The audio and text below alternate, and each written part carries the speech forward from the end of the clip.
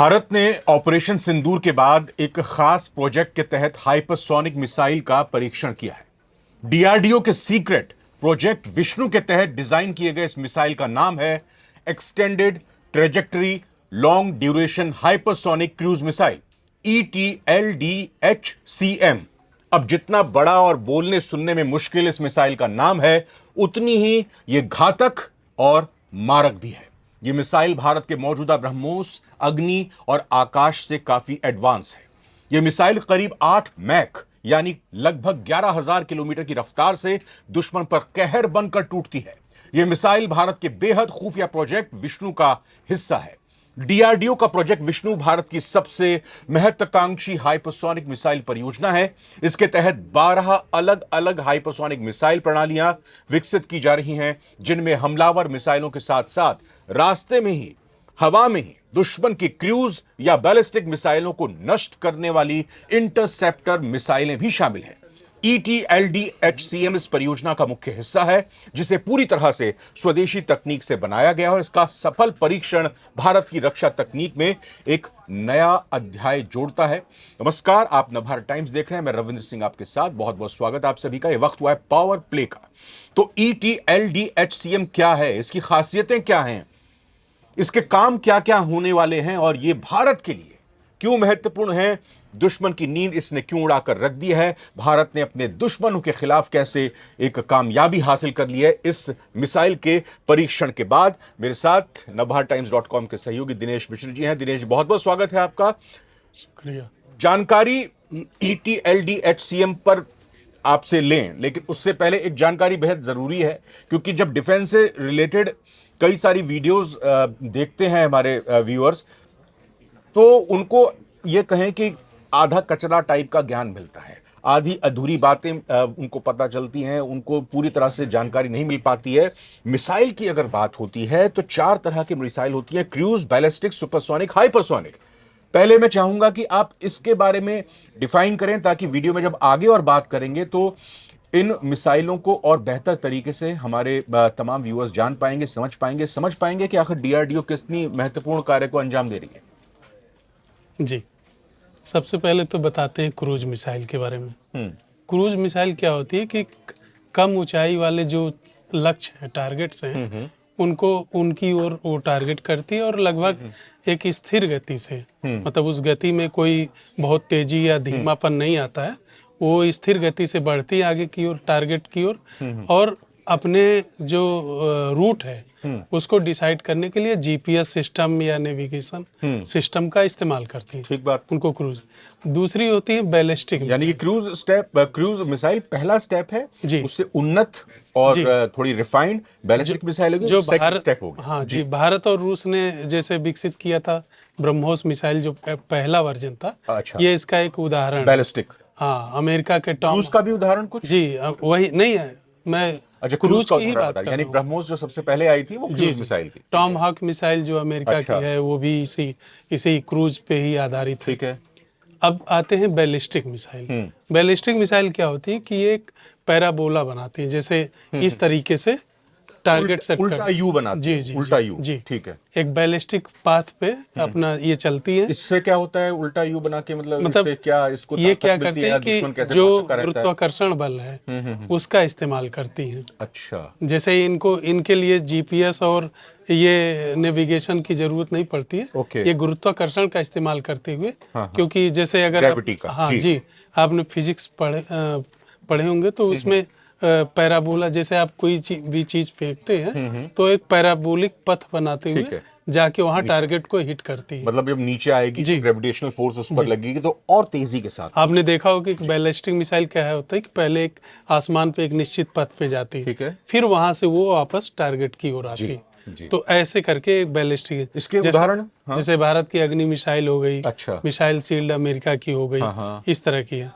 अब आते हैं सुपरसोनिक मिसाइल। थर्ड स्टेप ये हो गया। जी, ये और ज्यादा रिफाइंड है, और ज्यादा इसकी गति होती है, स्पीड होती है, और ज्यादा इसकी रेंज होती है। जी, इसका ये है कि आवाज की गति से अधिक गति से उड़ती है और मैक 1 से अधिक होती है ये, और ये अपने लक्ष्य की ओर तेजी से बढ़ती है और इनको रोकना एक तरह से मुश्किल होता है। मैक 1 हम यहाँ पे ये मान कर चलें कि मैक 1 का मतलब हुआ कि जो आवाज की गति होती है उसके बराबर मैक 1, जी, क्योंकि जी। कुछ ऐसी मिसाइल्स भी और कुछ ऐसे फाइटर प्लेन्स भी होते हैं जो मैक 8 है, यानी कि जी, जी। 8 गुना, यानी कि 8 गुना हो गए वो बिल्कुल, बिल्कुल। साउंड की स्पीड से। जी। ठीक है, तो ये मैक 1 ब्रह्मोस मिसाइल का जो एडवांस वर्जन है, एक्सोसेट मिसाइल फ्रांस की है, वो इसी पर आधारित है, सुपरसोनिक मिसाइल। अब आ गया मिसाइलों का बाप, जी। अब हाइपरसोनिक, हाइपरसोनिक मिसाइल की बात जी। करें।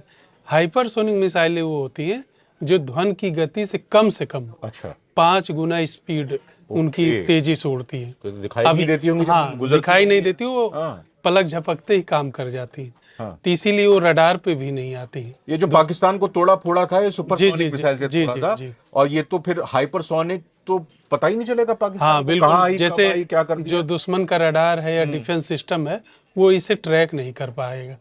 इसकी जैसे खूबियां बताइए थोड़ी इसकी हाइपरसोनिक की। खूबी कि जैसे इनका उड़ान पथ, नेविगेशन सिस्टम हाँ, हाँ। सब एकदम खास तरीके का होता है। जी। और जैसे किंजल मिसाइल रसिया की है, हाँ, DF-26 मिसाइल है चीन की हाँ। है, उसी तर्ज पे ये भी डेवलप होती है और इसको रोकना नामुमकिन है। अच्छा, हाँ, मतलब ये कोई भी डिफेंस सिस्टम इसको रोक नहीं सकता।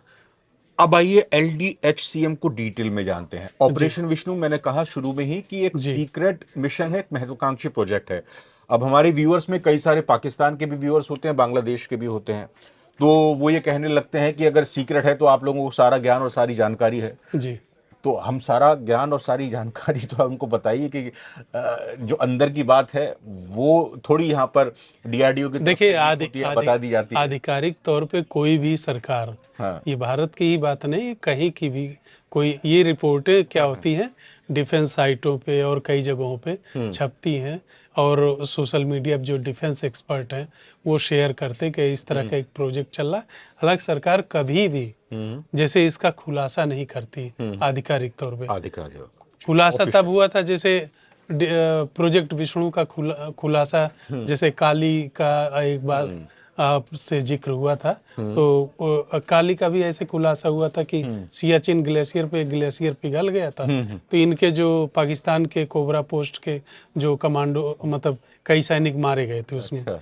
तब ये परीक्षण में मारे गए? परीक्षण में, अरे वाह। क्योंकि वो पिघल गया ग्लेशियर ही, हाँ। और उनके जो पूरा वो थे हाँ, कैंप avalanche आ थे, गया एक तरह से। हाँ, वो तबाह हो गया था। हाँ, तो लेकिन तब भी भारत ने मतलब आधिकारिक तौर पे नहीं माना था। पाकिस्तान ने विदेशी रिपोर्टों के आधार पे ये ऐसा कयास लगाया था कि भारत कोई ऐसा टेस्ट कर रहा है। अब हाइपरसोनिक मिसाइल की खासियत देखिए आप, 12,000 किलोमीटर प्रति घंटे की रफ्तार है। आप सोचिए। जो आपने मिनिमम 5 मैक की जो स्पीड बताया, जी हाँ, ये हाँ, हाँ, 8 मैक, 8 में, 8 से ये लेके 8 मैक की है। ये 8 मैक हाँ, की मतलब बात बता, हाइपरसोनिक जो आपने बताया कि 8 से मिनिमम। 12 मैक तक इसको डेवलप किया जा अच्छा, सकता है। ओके। मतलब 5 मैक तो हाइपरसोनिक की खासियत हाँ, होती मैं वही कह रहा था जी। 5+ होना चाहिए, 5 मैक। अच्छा, दूसरा क्या है कि 150 किलोमीटर की मारक क्षमता है। हाँ, 1500, 1500 हाँ, किलोमीटर, 1500 1,500 किलोमीटर अगर, किलोमीटर। जी, जी, अगर वो है, कोई टारगेट है तो इसको बड़े आराम से मिट्टी में मिला सकता है। ओके। तीसरा है कि इसकी रेंज 2500 किलोमीटर तक बढ़ाई जा सकती है। हाँ, और ये है कि 2000 डिग्री सेंटीग्रेड कोई तक के टेम्परेचर को आप सोचिए, अगर आसमान में कोई टारगेट है या कहीं कोई टारगेट है, 2000 डिग्री सेंटीग्रेड टेम्परेचर जिस पे लोग मतलब चीज़ें पिघल जाती हैं। मतलब ये मिसाइल वहां तक जा सकती है जी, और जी, इसका कुछ नहीं बिगड़ने वाला। कुछ नहीं 2000 डिग्री सेल्सियस के तापमान के अगर ये वातावरण में आती है, वायुमंडल में आती है, तो भी ये कारगर साबित होगी। बिल्कुल। और एक खासियत इसकी सबसे बड़ी बात है कि 2000 किलो परमाणु हथियार भी ले जा सकती है। पेलोड क्षमता, अच्छा। जी, मतलब 2000 आप, kg जी, आप सोचिए, तबाही मचा सकती है पाकिस्तान जैसे देश तो नामो निशान मिट सकते हैं। मतलब 2000 किलो बहुत ज़्यादा होता है। ठीक है, और ये तीनों से ही फायर की जा सकती है? हाँ, हवा, जमीन, समुद्र, कहीं से भी। ठीक है। और इसकी खासियत ये है कि इसमें लगा है स्क्रैम जेट इंजन। ये क्या हुआ? ये तो मैंने रॉकेट में सुना है। हाँ, इसका अब इंजन ये इंजन इसमें होता है लग रहा है, rocket ये से क्या है, हाँ, हवा से ही, जैसे आमतौर पे जितने इंजन होते हैं उनके लिए एक सॉलिड वो मतलब ये फ्यूल लिया जाता है। लेकिन क्या ये हवा से ही ऑक्सीजन लेकर के उसको बर्न करके और उससे ताकत प्राप्त करता है, अच्छा। हासिल कर लेता है। इसीलिए इस मिसाइल का वजन कम होता है और इसीलिए इसकी मारक क्षमता जो है स्पीड दोगुनी हो जाती है। जितनी कोई चीज़ हल्की होगी मारक क्षमता उतनी तेज हो जाएगी। स्पीड भी उसी हिसाब से जी, तेज जी, हो गई। जी। ठीक है। अच्छा, अभी तक इस क्लब में जैसे मतलब अभी आप देखिए पूरी दुनिया में जो हाइपरसोनिक मिसाइलों का क्लब है, अमेरिका है, रूस है, चीन है, 3 देश है, चौथा ये भारत होगा। और अच्छा। हाँ, उत्तर Korea, France, Australia, Japan, Israel जैसे देश डेवलप कर रहे हैं या डेवलप करने की ओर है। वो सुपरसोनिक तक तो पहुंच गए हैं, हाँ, लेकिन हाइपरसोनिक पर नहीं है। हाइपरसोनिक पे नहीं है। अच्छा। तो हाँ। मतलब कि जब ये मतलब मिसाइल चलती है तो इतनी गर्मी पैदा होती है कि अपने आसपास मतलब कोई भी अगर छोटा मोटा स्ट्रक्चर है तो वो भी तबाह कर सकती है। अच्छा। हाँ अच्छा, एक चीज और मैं ये समझना चाह रहा था, जैसा आपने बताया कि ये भारत, चीन, अमेरिका जी, और रशिया, जी, इन 4 देशों के पास ये अब तकनीक है हाइपरसोनिक मिसाइल बनाने की, और भारत ने हाल ही में लद्दाख में इसका परीक्षण किया है। जी, ठीक है। अब ये भी यहां पर सवाल हो जाता है कि अगर भारत ने इस मिसाइल का परीक्षण कर लिया है, क्योंकि भारत अब सिर्फ अपने देशवासियों के लिए डिफेंस का भी काम कर रहा है और व्यापार भी कर रहा है, तो ये विदेश की तरफ से, अमेरिका की तरफ से किसी ने कहा नहीं क्या कर रहे हो आप ये? भाई, उनकी सांसें तो फूल गई होंगी, विशेष तौर पर देखिए पाकिस्तान रोया होगा, चीन बिल्कुल आप टेंशन में आया होगा, बिल्कुल अमेरिका को भी लगा होगा अब क्या आप कर लिया, और ये स्वदेशी जी मेक इन इंडिया है पूर्ण रूप से। हाँ बिल्कुल, इसीलिए तो बात हो रही है। आप सोचिए कि पिछले 40 सालों से अमेरिका से मनुहार गुहार सब भारत करता रहा है कि इंजन दे दो भाई, इंजन दे दो, इंजन दे दो। लेकिन इंजन फाइटर जेट्स अमेरिका, का हाँ, हाँ। अमेरिका ने नहीं दिया। हाँ। और यही फाइटर जेट्स की ही बात नहीं है, हाँ जी। रॉकेट के भी जो इंजन है ओके।